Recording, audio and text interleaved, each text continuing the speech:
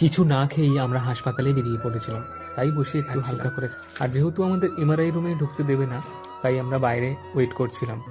তারপরে এসে হোটেলে ঢুকলাম। দেখো আমার এতে রয়েছে ভাত, একটা বড়া, এটা একটা সবজি রয়েছে, ডাল রয়েছে, পাপড় রয়েছে। আর এদের দেখো মাছ মাংস দিয়ে এরা ভাত খাচ্ছে। খাবারটা বাজে। এ বাবা, তোর কেমন লাগছে?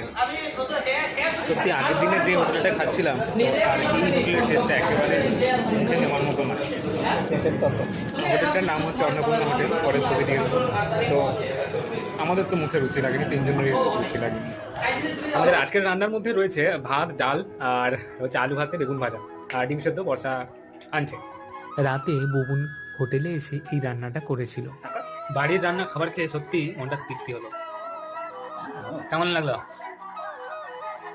কেমন লাগলা?